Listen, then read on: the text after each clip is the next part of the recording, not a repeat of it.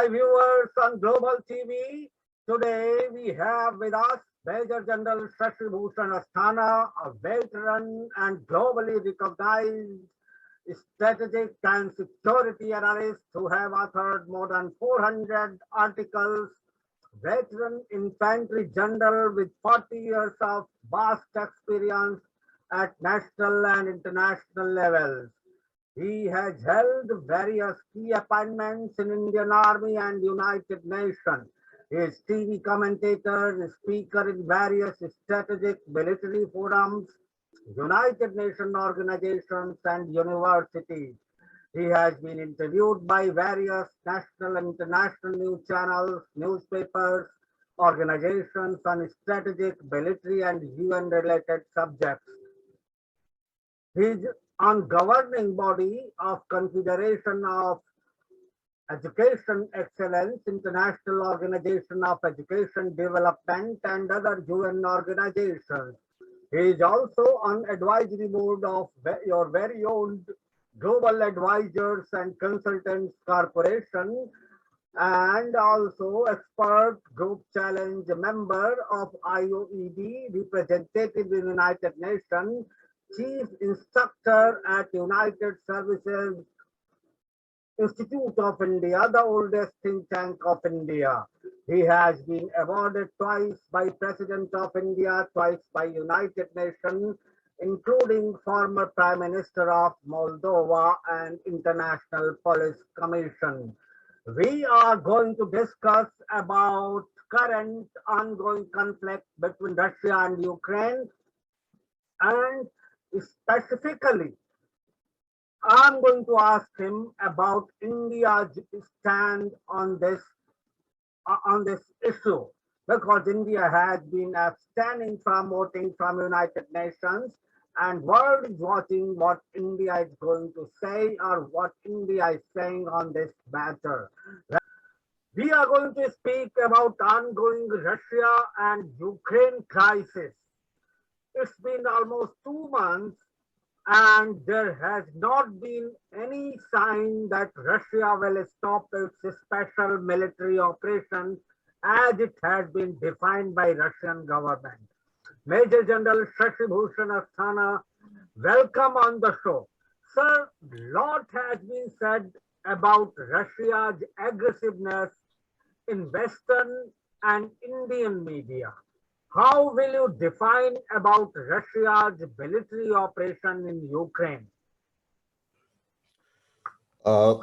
Professor Dwivedi, pleasure to be on your show and pleasure to be speaking on the forum of Global Advisor and Consultant Corporation. When we are talking of Russia-Ukraine war, it is a deadly hybrid war which is being fought between Russia and Ukraine. Now, these two countries are fighting a contact warfare, but there are other parties to the conflict. The non-contact warfare is being fought between US-led NATO and Russia in terms of the information warfare, the diplomatic warfare, the political warfare, and other dimensions of warfare. So therefore, all these are parties to the conflict. Now, while you can say Russia can call it as a special military operation, but as an unbiased, impartial analyst, I would say it is a proper hybrid war. It is a war in which Russia has launched a preemptive offensive on Ukraine. At the same time, the US-led West has provoked Russia to do so. And therefore, both the sides are equally culpable for letting this catastrophe happen. Technically, the Cold War 1.0 should have ended when USSR disintegrated. But unfortunately, the eastward expansion of NATO continued. There were a number of trainers in Ukraine. The West favored regime was in Ukraine. In 2021, President Zelensky signed a decree to invade the to invade Crimea, and immediately after that, you will find there was an exercise in Black Sea. So therefore, this was enough provocation, in addition to the Western support to Azov battalions and things like that. So considering all this, Russia had few choices. Either you wait for them to attack, or you launch a preemptive. Obviously, a leader like Putin with 6,000 nuclear weapons will certainly not keep quiet. So therefore, he did decide to launch an offensive. Now, if you see the political aim and the military aim and the strategic aim of both sides, let me put it in this manner, that when Russia launched it, the political aim was very clear: liberate Donbas region, create a corridor in the southern region in a manner that Ukraine becomes landlocked. And to do that, you required the Ukrainian military to thin out from the massive deployment which they had against the Donbas region. So therefore, they launched an offensive in a manner that they had to threaten a very high value target, which was Kyiv. So therefore, an offensive was launched on Kyiv. Now, the aim of the offensive initially was that because of the asymmetry of the number of arsenal which both countries have, which was in favor of Russia, they thought that perhaps Ukraine will give up very fast. But it didn't happen that way. And Russians did buy a lot of casualties also. But what Russians did achieve was that they created a turning movement by threatening Kyiv. And therefore, the defenses in Donbas were slightly thinned out, with the result today, Russia has captured almost 90% of Donbas region, and the remaining is also almost in the verge of collapse. Right, sir? As well as, yeah. Yes. No, Let me complete. Yes, sir, please.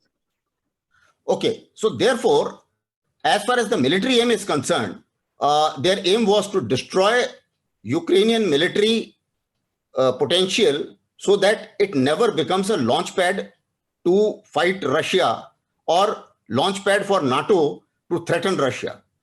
And to a great extent, they have been able to, shall I say, destroy a large part of military infrastructure. At the same time, the West is also keeps saying, not going by the information warfare campaign, let me put it, that the number of Russian soldiers which have gone in Ukraine is not more than 1.5 to 2 lakhs. The Ukrainian soldiers were 2.5 lakhs were soldiers, 2.5 lakhs were reservists, that makes it 5 lakhs. Ukraine has started martial law immediately after the war, immediately in the beginning of the war. And they also pulled in a lot of mercenaries, as well as the civilians picked up weapons. So that means it was about 6 lakh soldiers which were fighting from the Ukrainian side. And they were using all these townships and built up areas to their advantage as terrain friction, as fortresses, and buildings, residential buildings, as pillboxes. And that's why there were heavy damages to the residential buildings. So this is what the Ukrainian strategy was. And the moment you get damage to the residential building, you can launch the information warfare to say that, okay, a number of civilians have been killed and things like that. So this is how the war has been fought. Both sides are fighting. Both sides have used mercenaries. No side is a holy cow. So therefore, it's a balanced warfare going on both sides. On ground, Russians are making gains. On information warfare, the West and Ukraine is making gains. That's the status as of now. Okay. Right, sir. You very well described, because a lot of people at large, they have not been able to understand why exactly Russia launched the offensive. and you said in your statement and you defined how USA provoked it. You talked about information warfare. You know, sir, when we talk about information warfare, information flow, Western media has occupied almost two-thirds or much more than that territory of entire globe. When we talk about Russian media, they are still confined to their own territory or maybe limited to few more countries. Secondly, first part of question is this. Secondly, you know, talking about India, India has been in USA's side since past 25 years. And now all of a sudden, India is indirectly supporting to Russia. So how, given a time frame, an international platform like Quad, what answer India will give to its Western partners? Okay. Firstly, as far as information warfare is concerned, all the instruments of information warfare in terms of the social media tools, whether it is Twitter, Facebook, LinkedIn, they are all with West. So therefore, West has a major advantage as far as information warfare is concerned. And therefore, the Russian narrative is not coming out in the media as much as it would have been under a normal circumstances. Secondly, as far as the West is concerned, they also have another important instrument which is in their favor, and that is economy, because the collective economy of West is certainly much bigger than Russia, and therefore Russia suffers a major disadvantage on that context. And therefore, the West, that is US-led NATO, has used this economic warfare or economy as a weapon by launching crippling sanctions against Russia. And those sanctions certainly have been biting Russia. And that is why you would have seen that Putin's reaction to Finland joining or Finland's demand to join NATO was not that aggressive as people expected. That's one part of it.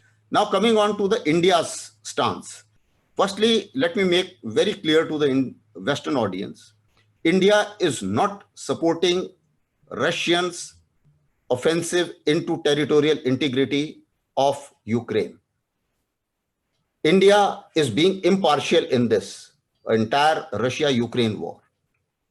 In this war, let's have no doubts about it, that A side has provoked it and B side has launched a preemptive operation, and therefore both sides are equally culpable.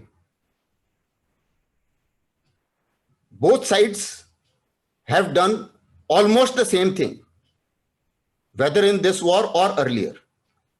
Now, when it comes to US-led NATO, when they invaded Iraq, there were no weapons of mass destruction. The number of casualties were much more. The only thing is that that time media was not that active, and therefore they could get away with lesser media ire as well as lesser international opinion going against them. When we talk of democracy, a question is often asked by our Western friends, because I keep discussing with a lot of Western analysts as well as scholars.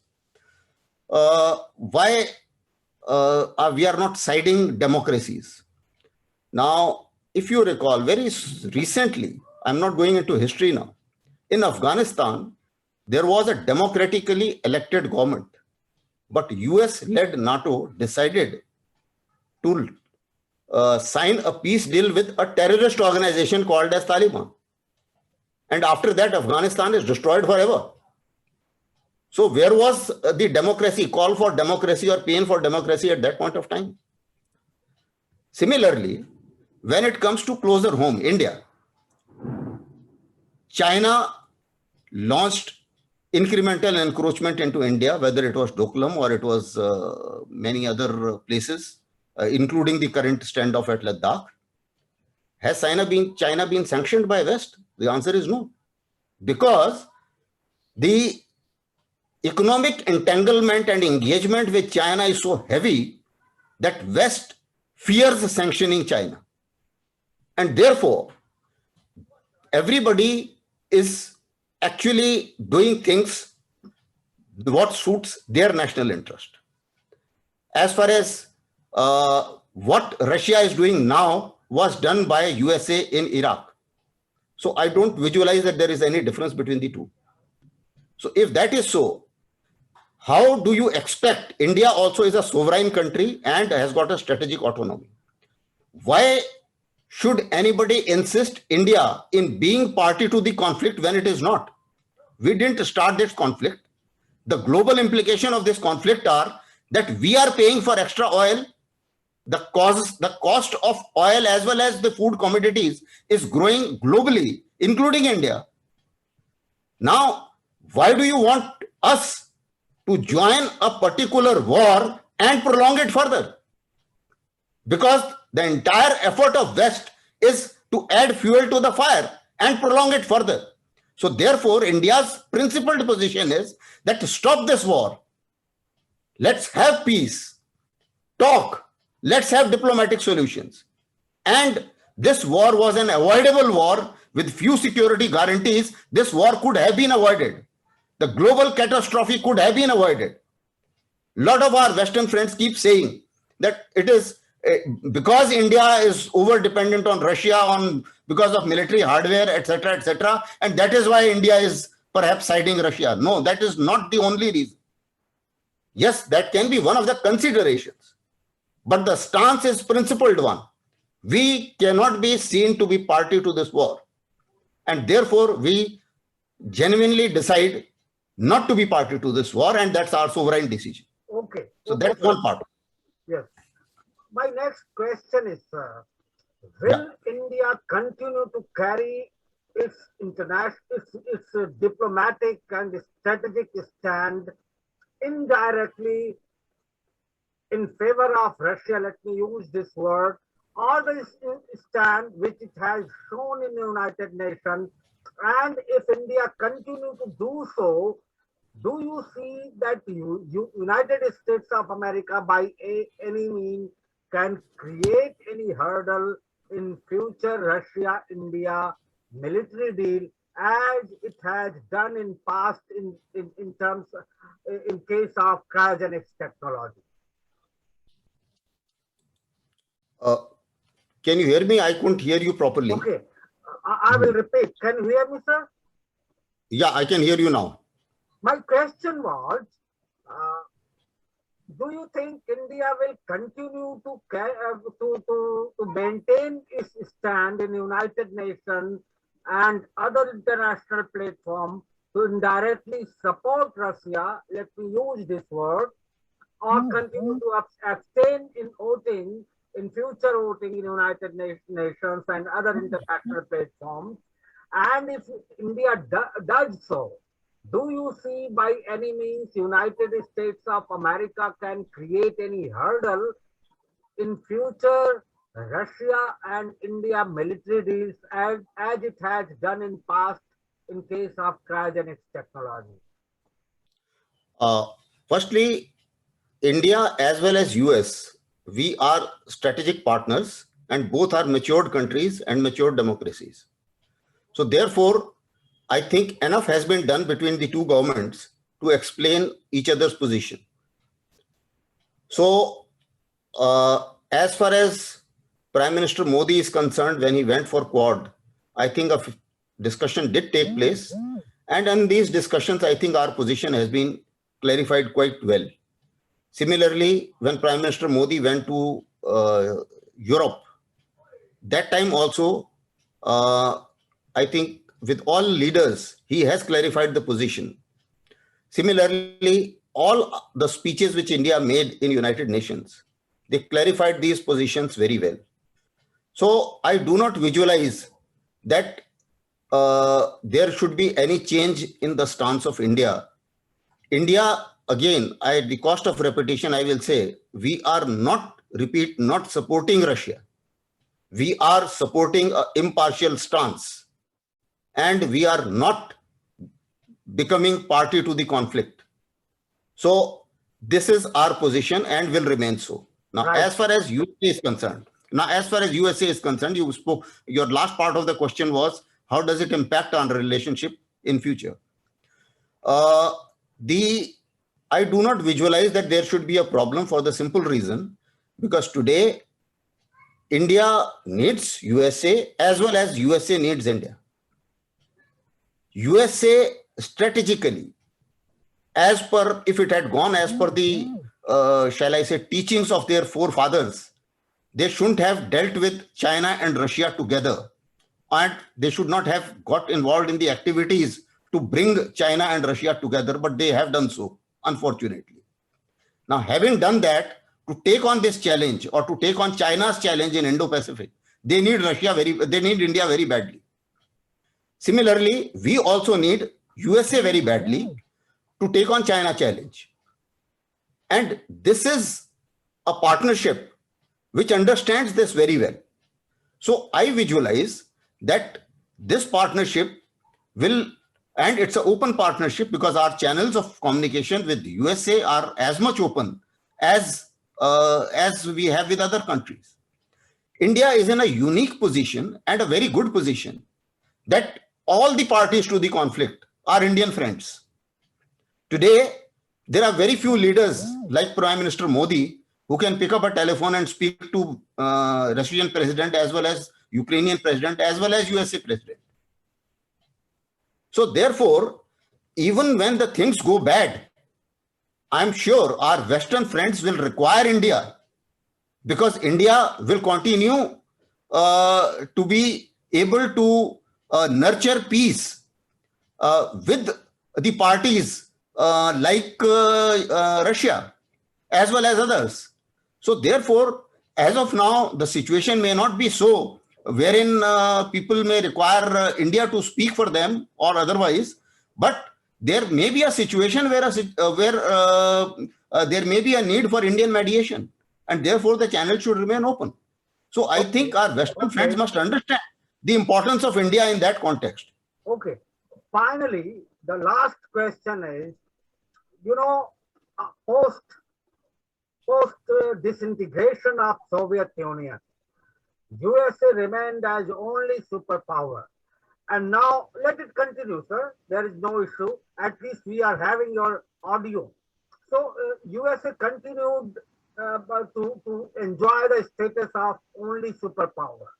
Now it is facing multiple challenges, one from Russia, another from China, from other countries, developing countries now who has become economically powerful like India and other countries, Germany, France, Western Europe as well as East Europe. What do you think after this war, how the geopolitics, diplomacy, everything in global center stage is going to be changed?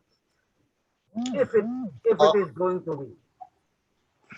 Oh, it is certainly, the world will not be the same after this war than what it was.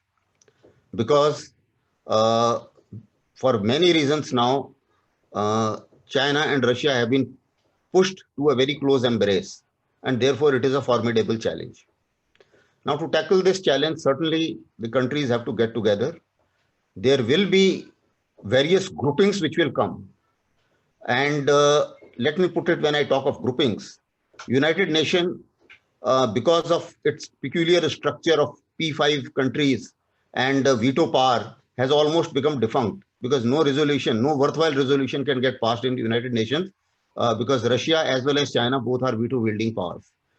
So therefore, UN may not be the right forum, but Quad, certain other democracies getting together as far as Indo-Pacific is concerned is very much on the card.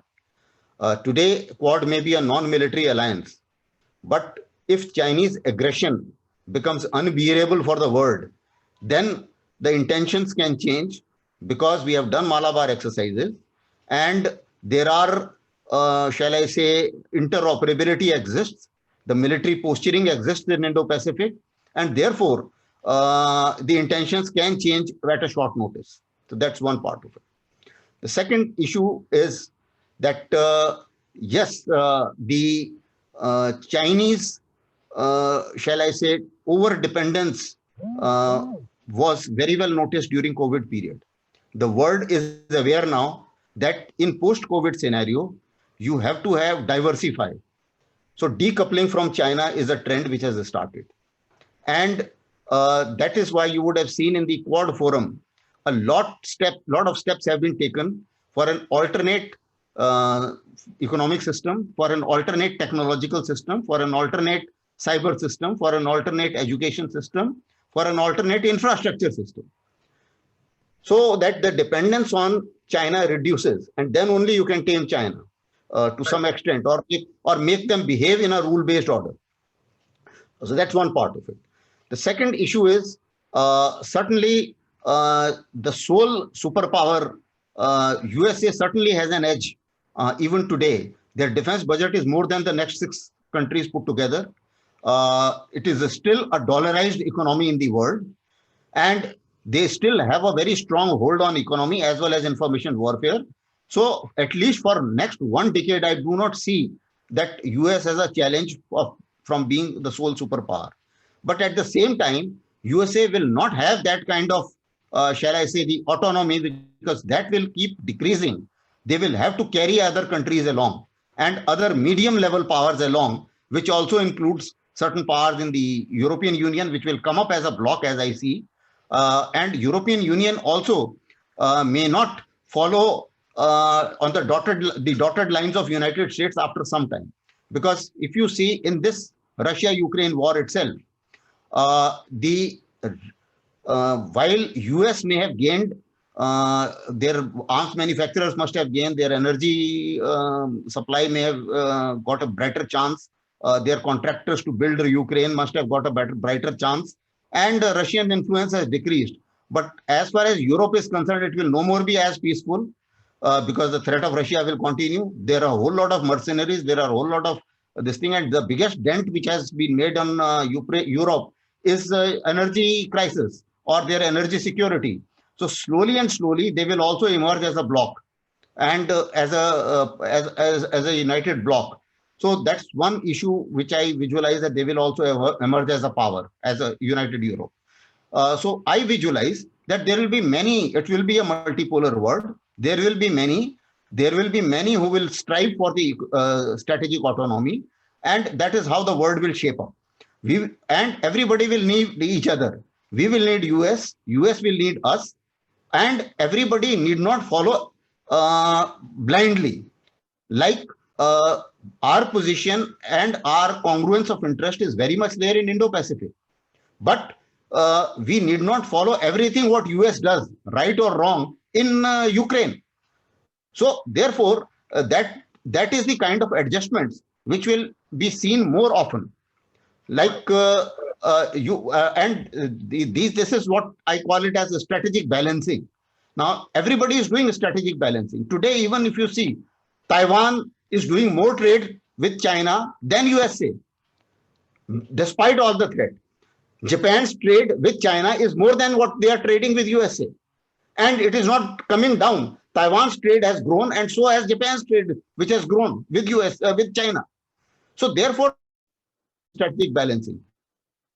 The oil has not become. They are still buying much more oil than. There is a internationally dependent world, internationally dependent. In this interdependent kind of strategic balance, and that is how the future will look like. Right, sir. Thank you very much. This was Major General Shashi Bhushan Asthana. My viewers watch him. They see him every day on various TV channels. He appear on international publications.